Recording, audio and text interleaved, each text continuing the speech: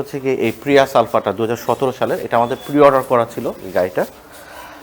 যিনি গাড়িটা পারচেস করেছেন আফটার মেনি ইস্যুজ, আমরা তার সাথে কথা বলে এবং তাকে ডেসক্রাইব করে দেন এই গাড়িটা ওনাকে দিয়েছিলাম। এটা হচ্ছে আর পয়েন্টের একটা গাড়ি, মাত্র 30,000 কিলোমিটার মাইলেজ।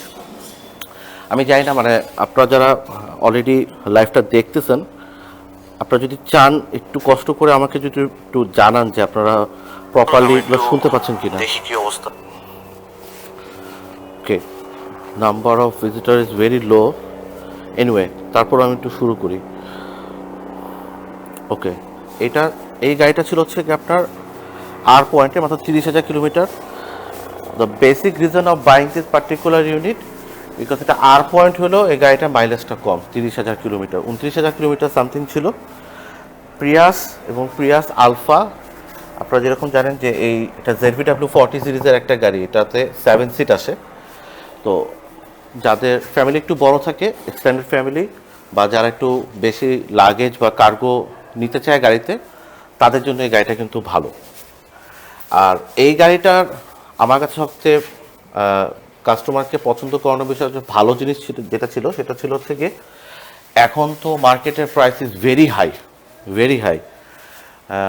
এই সময় একটা প্রিয়াস কিনতে যে খরচ হতো এস প্যাকেজের একটা সিম্পল প্রিয়াস, আমার মনে হয় তার সাথে অল্প কিছু টাকা যোগ করে এই গাড়িটা নেওয়াটা ওয়াইজ। কারণ 7 সিট পাচ্ছেন, বড় গাড়ি, ওয়েট বেশি, গাড়ি ড্রাইভ করতেও ভালো লাগবে, প্লাস এই গাড়িটার অ্যাডিশনাল যেটা বললাম 7 সিট ফিচারটা, এটা ভালো জিনিস। আর পয়েন্ট হওয়ার পরেও কেন ক্লায়েন্ট এটা পছন্দ করছেন তার এক্সপ্লেনেশনটা আমি আজকে এখন দিব। আমি কেন কনভিন্স করতে পারছিলাম, কীভাবে কনভিন্স করতে পারছিলাম, এটা একটা। আর মাইলেজ কম হলে আপনি সেই অনুযায়ী গাড়িটা কিনতে পারেন, এই বিষয়টা নিয়ে কথা বলব। একটা মিনিট পিছনে চলে আসি। 7 সিট প্রিয়াস আলফাতে, ও ঠিক আছে, আমরা যদি সিটগুলো তুলে দেই, আমি জাস্ট এই এক্সপ্লেনেশনটা দিব আর পয়েন্টে, আপনারা একটু থাকেন আমার সাথে। আমি জাস্ট একটা জিনিস একটু শেয়ার করি, এটা নিয়ে একটা সামনের সিটটা একটু নিতে হতো। ওকে, লাগবে না এটা। আর পয়েন্টের ওই এক্সপ্লেনেশনগুলো আমি দিচ্ছি। অনেকের একটা বেসিক একটা কোয়েশ্চেন থাকে যে 7 সিটে তো আসলে প্রপার আপনার এটা হচ্ছে গিয়ে পেছনের সিটটা তো খুব প্রপারলি অ্যাডাল্টের বসার জন্য উপযোগী না। কিন্তু যদি 7 সিট আমরা রাখি তাহলে আমার লাগেজ বা কার্গো স্পেস কতটুকু থাকবে, আমি দেখা যাচ্ছে কিনা মিজান, তুমি একটু এই পাশে আসলে মনে হয় বোঝা যাবে। লাগেজ বা কার্গো স্পেস বেসিক্যালি এতটুকুই থাকবে। এখানে হয়তো আপনি ছোট্ট একটা বা দুইটা লাগেজ রাখতে পারবেন, বাট আপনি যদি খেয়াল করে দেখেন এখানেও কিন্তু এটা সরাই ফেল, এই জায়গাও কিন্তু বেশ অনেকটুকু জায়গা আছে। হ্যাঁ, তো আপনি চাইলে ওইখানে কিছু জিনিসপত্র রাখতে পারবেন। তো এই জিনিসটা 7 সিট হওয়ার পরেও কার্যকরী। আর তারপরও যদি আরও বেশি লাগেজ নেওয়ার প্রয়োজন হয় এবং 7 সিট ইউজ করার প্রয়োজন না হয়, আপনি চাইলে এটাকে ফেলে রাখতে পারেন, তাহলে কিন্তু অনেক জায়গা হয়ে যাবে। ওকে, আমি একটু করে আসি যে কেন আর পয়েন্টের এই গাড়িটা আমরা কিনেছিলাম, কাস্টমার কেন কনভিন্স হয়েছিল। আমি অপশন শিটটা একটু বের করি।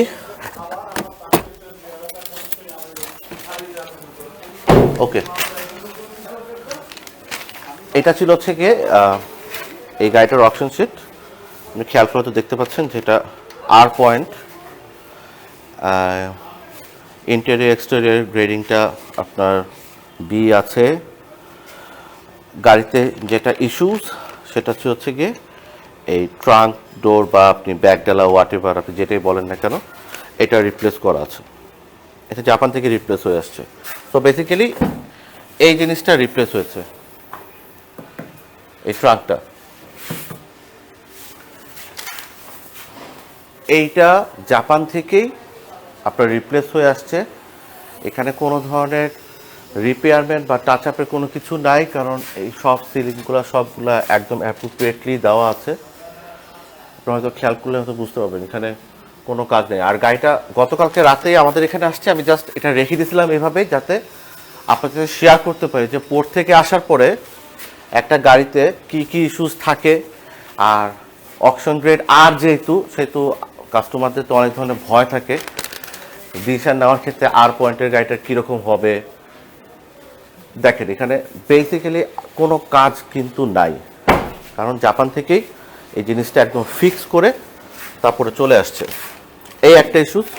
ওকে, বেসিক্যালি এটার জন্যই কিন্তু গাড়িটা আর পয়েন্ট চলে আসছে। আর এখানে যদি খেয়াল করে দেখেন এখানে একটা ডেন্ট আছে, সেই ডেন্টটা কি UA2 একটা স্ক্র্যাচ সহ একটা ডেন্ট আছে। আমি একটু ডেন্টটা দেখা যায়, লাইটটা দাও, এটা লাইটটা দিলে বোঝা যাবে। খেয়াল করে দেখা যায় এখানে একটা ছোট্ট একটা ডেন্ট আছে এখানে। এই যে এই রেয়ার বাম্পারটার উপরে যেমন এখানে বলছিল যে এখানে একটা ডেন্ট আছে, এক্স্যাক্টলি এই জায়গাটাতেই এই ডেন্টটা হয়ে আছে। আমরা একটু ক্লিয়ার করে দিই। রংটা এখানে একটু ফেটে গেছে, কারণ এখানে ডেন্টটা হওয়ার কারণে রংটা ফেটে যাওয়ার কারণে এই পার্টটা আমাদেরকে রিকন্ডিশনিং যখন করব তখন আমাদেরকে এটা আবার নতুন করে ঠিক করে ফেলতে হবে। তো এইখানে একটা এই ডেন্টটা আর এখানে ছোট্ট একটা স্ক্র্যাচ আছে, রংটা এখানে ফেটে গেছে, এই জিনিসটা আছে। ওকে, আর বড় ব্লেমিশেস একটা আছে সামনের বাম দিকের দরজায়, এইটা হচ্ছে UA3 আছে একটা, আমি সেটাও দেখা যাচ্ছে। লাইটটা দাও,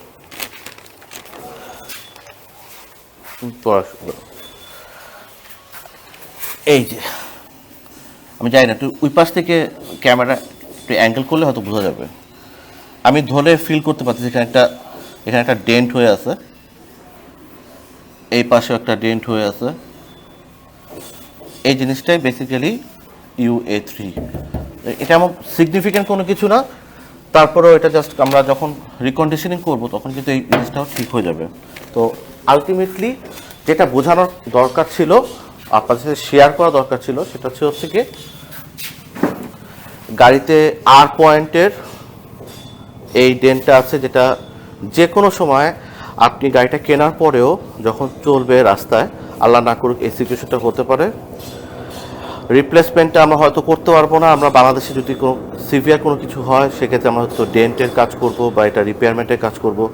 এই ডেন্টটাও ঠিক একই রকম, এটাও আমরা ফিক্স করতে পারি। আর এখানে যে ছোট্ট ডেন্টটা আছে, এটা এত ছোট, এটা ঠিক কোনো দেখাও যাবে না। আমি একটু এখান থেকে দেখানোর চেষ্টা করি। প্যানেলটার এখানে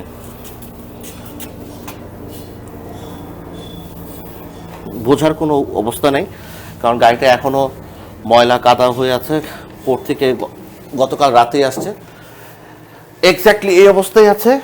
আমরা যখন এটা রিকন্ডিশনিং করব তখন এটা ফিক্স হয়ে যাবে। এখন মেজর পার্টটা কি, কারণ আপনার গাড়িটার যদি সামনের দিকে যদি রিপ্লেসমেন্ট থাকতো, আপনার বনেটের উপর রিপ্লেসমেন্ট থাকতো, সামনের ফেন্ডার রিপ্লেসমেন্ট থাকতো, আপনার যদি সামনের বাম্পারটা রিপ্লেস করা থাকে, এই ইম্প্যাক্টটা অ্যানালাইসিস করে আপনি হয়তো এইরকম একটা গাড়ি যদি আর পয়েন্ট আসে সেটা আপনি ডিক্লাইন করেন। কারণ চ্যাসিস, গাড়ির প্যানেল দুটো যদি ক্ষতিগ্রস্ত হয় সেই গাড়িটা আপনার জন্য ভালো হবে না। তো অ্যাক্সিডেন্টাল কজটা বোঝা যেতে পারে, কারণ এই অকশন শিটে কিন্তু কোনো জায়গায় লেখা থাকে না যে গাড়িটা কিভাবে এই ডেন্টটা বা এই ঘটনাটা ঘটছে, কারণ এটা ইম্প্যাক্ট গাড়ির সাথে হয়েছে নাকি ওয়ালের সাথে পার্কিং করতে গিয়ে হয়েছে, এই ধরনের কোনো ইস্যুস এখানে লেখা থাকে না। লেখা থাকে যে ইম্প্যাক্টটা হয়েছে, এটা কোন কোন পার্টটা রিপ্লেস করেছি সেইগুলো লেখা আছে। সো এই জিনিসগুলো কিন্তু ফিক্স করা যাবে।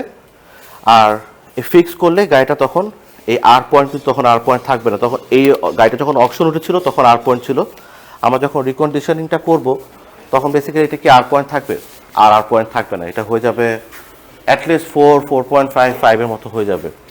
তো যেটা আমি বা অন্য কেউ রিকন্ডিশনিং করতে পারি না, সেটা হচ্ছে গিয়ে এইটা গাড়ির মাইলেজটা। এই গাড়িটার মাইলেজ ছিল হচ্ছে গিয়ে, যখন আমরা জাপান থেকে কিনেছিলাম, 29,796 কিলোমিটার মাইলেজ, 29,796। এই মাইলেজটা কিন্তু আমি যতই চেষ্টা করি রিকন্ডিশনিং করে এই মাইলেজটাকে 10,000 করা বা 5,000 করা বা 1,000 কিলোমিটার কমানো, সেটাও সম্ভব না। কারণ আপনি মাইলেজটাকে আর রিকন্ডিশনিং করা যায় না। এই গাড়িটা তো জাপানে ব্যবহার করেছে একজন, এই শুজগুলো হয়েছে ইউজড কার হিসেবে, দেখেন অ্যাজ ইট ইজ ভাবে আসছে। অনেকের একটা ধারণা আছে, এদিকে আসো, চলে আসো, অনেকের এক ধরনের ধারণা আছে যে জাপান থেকে একদম রিকন্ডিশন হয়ে টিপটপ কন্ডিশনে আসে না। 4 বা 4.5 বা 5 পয়েন্টের গাড়ি, ওই ধরনের গাড়ি বা আর পয়েন্টের অনেক গাড়িও থাকে এরকম রিকন্ডিশনিং করার মতো অবস্থা থাকে, কারণ গাড়িতে কোনো কাজ করা লাগে না। যেমন এই যে এখানে যে ব্লেমিশেসটা আছে, এই যে ডেনটা হয়ে গেছে, স্ক্র্যাচটা হয়েছে, রংটা ফেটে গেছে, বা সামনের বাম দিকে দরজার বিষয়টা বললাম, এগুলো কিন্তু এই অবস্থায় আসছে। সো আমাকে রিকন্ডিশনিং করতে হবে। আপনি জেনে রাখেন, জাপান থেকে প্রত্যেকটা গাড়ি ইউজ কার হিসেবে আসে, রিকন্ডিশনিং করা হয় বলে এই গাড়িগুলো আমরা বাংলাদেশি রিকন্ডিশন কার হিসেবে চিনি। তো আমার ক্লায়েন্টকে আমি যেভাবে কনভিন্স করার ট্রাই করছি, উনি যেটা কনভিন্স হয়েছে সেটা হচ্ছে কি, the mileage is very low, mileage is very low. আর পয়েন্টের হলেও এই গাড়িটা যদি 3.5 বা 4ও হতো, এই গাড়িটার প্রাইস কিন্তু এখন যে প্রাইসে আমরা এটা কাস্টমার কাছে সেল করছি, তার থেকে না হলেও আপনার 2-2.5 লাখ টাকা বেশি পড়ে যেত। এটা আমি জাস্ট একটা অ্যাজাম্পশন করলাম based on the auction price. এখন প্রাইস আরও অনেক বেড়ে গেছে। আমরা এটা এন্ড অফ ডিসেম্বর পারচেস করেছিলাম, জানুয়ারি অথবা ডিসেম্বর শেষে। এখন অনেক প্রাইস বেড়ে গেছে। তো আপনি যদি ভয় পান আর গ্রেড নিয়ে, আপনার যদি এফোর্ড করতে পারেন এবং বাজেট ভালো থাকে, তাহলে আপনি 4 পয়েন্টে সেফ বাইক করতে পারেন, একটা 4 পয়েন্টের গাড়ি বা 4.5 গ্রেড 5 গ্রেডের গাড়ি নিতে পারেন। বাট আপনার বাজেট যদি কম থাকে, বাজেট কনস্ট্রেইন থাকে, আপনি বাজেট থেকে বের হতে পারছেন না, তাহলে সেক্ষেত্রে আপনি একটা আর পয়েন্টের গাড়িও কিনতে পারেন। যদি এরকম একটা কন্ডিশনের গাড়ি আসে, একটা দরজা রিপ্লেস করা, একটা পিছনে ফেন্ডার রিপ্লেস করা, সামনে একটা ফেন্ডার রিপ্লেস করা, এটা কোনো বড় বিষয় হয় না। তো এই ইস্যুসটাই বেসিক্যালি কাভার করা, আর জাস্ট শেয়ার করা যে গাড়িটা আসার পরে, পোর্ট থেকে আসার পরে কী অবস্থা ছিল। এই ধুলা ময়লা এই অবস্থাতেই ছিল। আমরা যখন ওয়াশ করব তখন গাড়িটা পুরো ক্লিন হয়ে যাবে, পলিশিং করব, রঙের বা আপনার ডেন্টের যে কাজগুলো থাকবে যা সব ফিক্স করা হবে, তখন গাড়িটা অলরেডি একদম পরিষ্কার টিপটপ শোরুম কন্ডিশন যেটা বলে সেটা করা হয়ে যাবে।